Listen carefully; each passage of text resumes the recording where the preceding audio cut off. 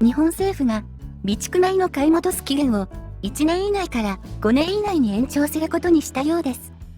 記事とネットの反応を見てみましょう。備蓄米が十分に行き渡っていないといった声が上がっていることを受けて、政府は売り渡した業者から同じ量を買い戻す期限を現在の原則1年以内から原則5年以内に延長する方針を固めました。業者が抱える買い戻しの不安を和らげ、備蓄米が行き渡りやすくする狙いなどがあります。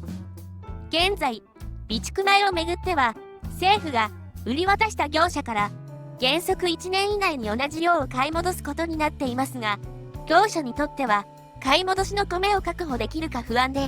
備蓄米の入札への参加をためらう一因になっていると指摘されています。また、1年以内に政府が買い戻すと、今年収穫される米の流通量が減りかねないという指摘も出ています。こうしたことから、政府は買い戻しの期限を現在の原則1年以内から原則5年以内に延長した上で、今年収穫される米は買い戻しの対象としない方針を固めました。業者が抱える買い戻しの不安を和らげ、備蓄米が行き渡りやすくなるよう促すとともに、先々、米が品薄になる警戒感を緩和し、価格の安定につなげる狙いがあります。また、今年7月までの3ヶ月間は、毎月10万トンの備蓄米を放出し、その入札に際しては、スーパーや米の販売店への流通を計画している業者に対し、優先枠を設ける方針です。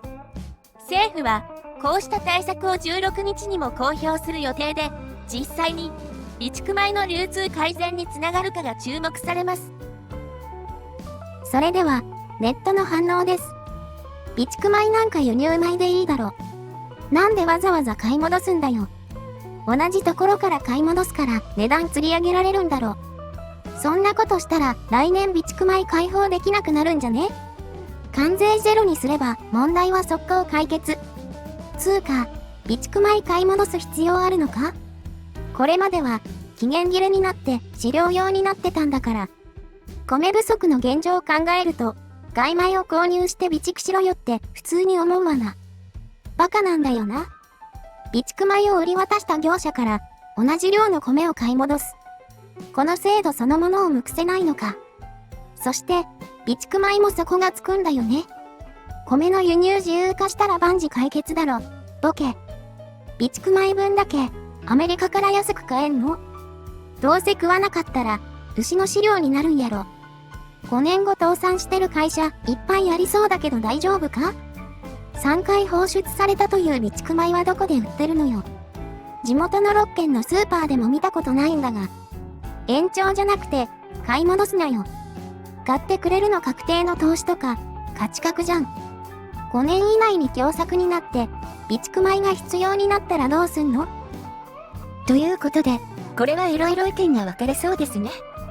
個人的にはよくわかりませんが、1年以内に買い戻すというのはちょっと無理があったのかなと思っちゃいました。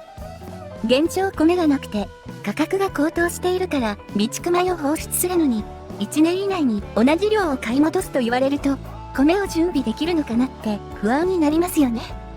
反対意見の中には来年以降の備蓄米がなくなり米が必要になった時どうするのかという意見もあるようですが、今必要になっているということなんじゃないでしょうか。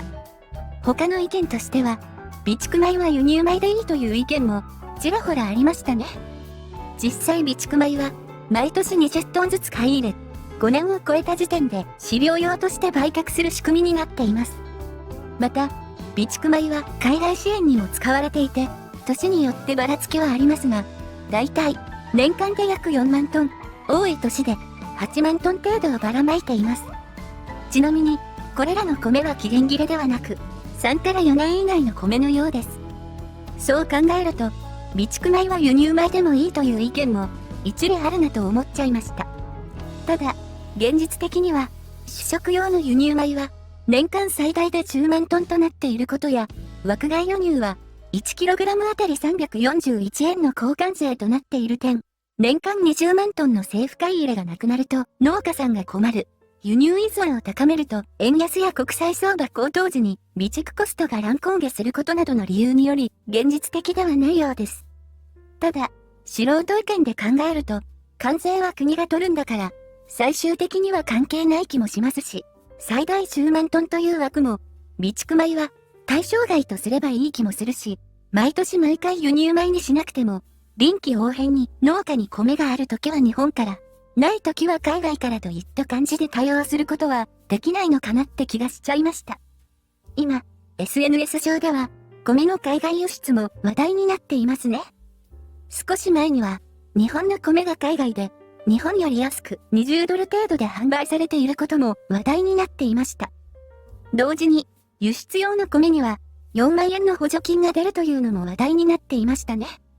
ただこれは、農林水産省の米新市場開拓等促進事業令和6、7年3という交付金制度で、2年間だけの一時的な交付金制度で、最初しか出ないようです。金額をもう少しわかりやすく言うと、10R でできる米から計算すると、5kg の米で約400円程度の補助金ということになります。他にも、輸出用の補助金として、米加工品輸出推進緊急対策事業令和5年度補正で、ざっくり、経費の 50%、1事業者あたり上限500万円、輸出環境整備緊急対策事業令和6年度で、ハサップ研修開催費が定額6000万円まで、施設認定支援、輸出先国規制対応で、対象経費の2分の1以内で補助。米加工品規制対応緊急対策事業、令和5年度補正で、ラベル表示改定、包装仕様変更費、燻蒸、検査費用などで、経費の2分の1以内、1事業者あたり500万円などの補助金がありました。現在も似たような輸出向けの補助金として、規制対応&設備、販促、保管、商品開発などの補助金があるようです。ただ、こういった補助金を最大限活用したとしても、1kg あたり 0.6 から 1.6 ドルのコスト削減が限界のようで、1年以上前の安かった頃に仕入れていたとしても、5kg で20ドルはかなり無理があるようです。もともと、米のネット通販は割高なイメージがあるものの、米国のアマゾンで日本産コシヒカリを調べてみたところ、5kg でだいたい67から92 ドルといった感じでした。5kg で20ドルは、やっぱり普通に考えても安すぎですし、何らかのクリアランスセールや破砕米混入、売り切りプロモーション、最悪の場合、産地偽装の可能性もあるのかもしれませんが、実際のところはよくわかりませんね。ということで、ご視聴ありがとうございました。それではまた次回の動画でお会いしましょう。